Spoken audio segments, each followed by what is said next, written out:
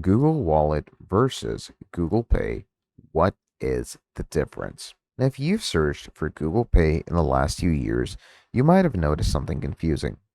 Results mention both Google Pay and Google Wallet, sometimes seeming to describe the same thing to you, sometimes clearly different things. Now, that's because Google has reorganized its payment product multiple times, and the current naming and features split leaves a lot of people genuinely confused about which app to use for what. Now, this video is going to clear it all up definitively.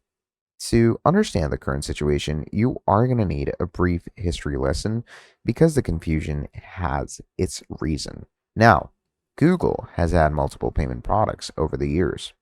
You have Google Wallet, which was a digital wallet for storing cards and making NFC payments. Now, then there was Android Pay, which was replaced by Google Wallet for NFC payments on Android devices. Now, Google Pay launched in 2018, which combined Android Pay and Google Wallet into one unified payment platform. It worked for in-store NFC payments, online purchases, and peer-to-peer transfers. Then, in 2022, Google reorganized again. The new Google Wallet launched as a dedicated digital wallet app for storing payment cards, loyalty cards, transit passes, event tickets, boarding passes, and ID documents. Now, Google Pay was repositioned as the payment experience integrated into Google's ecosystem, primarily for online purchases through Chrome and Android apps. Now, this is the current state. Two distinct apps, somewhat overlapping, but with different primary purposes. Now,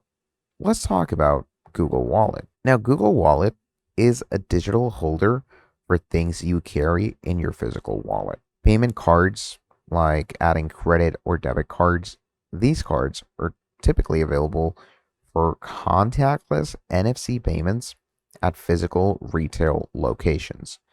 You can literally tap your phone at a payment terminal if you want to, authenticate with fingerprint or PIN, and there you go.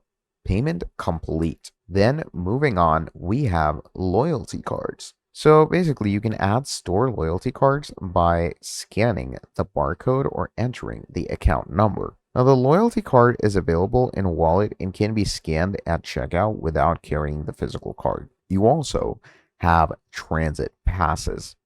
So in supported cities, you can add transit passes and pay for public transportation by tapping your phone. Now, this is supported in hundreds of transit systems worldwide. You have event tickets, which are digital tickets from Google Play, Eventbrite, Ticketmaster, and other supported platforms or providers that can be added to the wallet for easy access. Then moving on, we have boarding passes, where you can get proper airline boarding passes from supported carriers like Delta, Alaska Airlines, Air Canada, and others. Now, these can be added to wallet and used at airport security and gates. Then moving on, you have digital ID. Now, in the US states that support it, your driver's license can be added to Google Wallet. You get TSA pre-check lanes, and some age verification scenarios are going to support wallet-based ID. Hotel keys, like some hotel chains, are going to support digital room keys stored in your wallet. You can tap your phone at the hotel room door. Now, the Google Wallet app is available on Android and on iOS. Now, the iOS version is more limited than the Android version, without any NFC payments on iOS because Apple is going to restrict NFC to Apple Pay, but loyalty cards and passes are going to work. Now, Google Pay is not primarily a standalone app in the current structure. Now, it is more accurately described as Google's payment system that shows up in various contexts. So first of all, you have Chrome autofill payments. So when you're actually checking out of a website in Chrome, Google Pay is going to offer to autofill your saved payment info and complete the purchase. Now, this is the most common Google Pay experience for most users.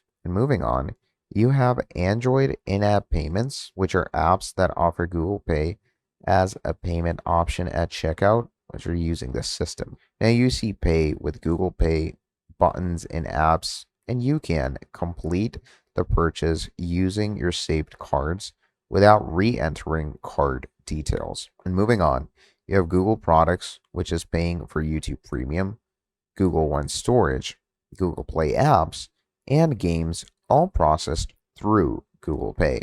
Now, previously, Google Pay had a peer to peer payment feature where you can send money to contacts in the United States, but this was discontinued.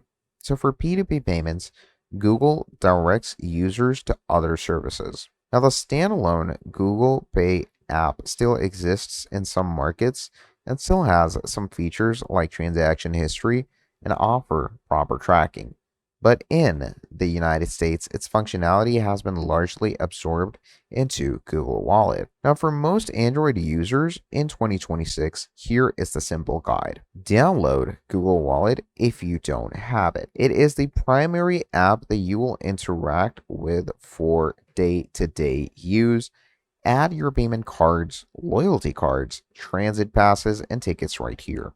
Now, Google Pay integration is pretty much automatic. So when you add cards to Google Wallet, those cards become available for Google Pay with checkout on websites and in-apps automatically. You don't need to separately configure Google Pay for yourself. Then for NFC contactless payments at stores, set Google Wallet as your default payment app in your Android settings, and then tap your phone at any contactless terminal. And for online purchases, when you see Pay with Google Pay right here, just as so, or on any website or app, it uses the card you stored in Google Wallet. Now you can download the Google Wallet from Play Store, open the app, and sign in with your Google account. Now adding a payment card, you can simply add it in the easiest way. You can add your loyalty cards as well and make your first NFC payment by simply hitting your phone against a contactless payment symbol. Now Google Wallet also uses tokenization. Your actual card number is never transmitted during NFC payments. Instead, a one-time token is generated for each transaction. So even if a payment terminal is compromised, the captured token can't be reused. And physical device security is needed. Payments require the phone to be unlocked, and if your phone is stolen and locked, NFC payments can't be made.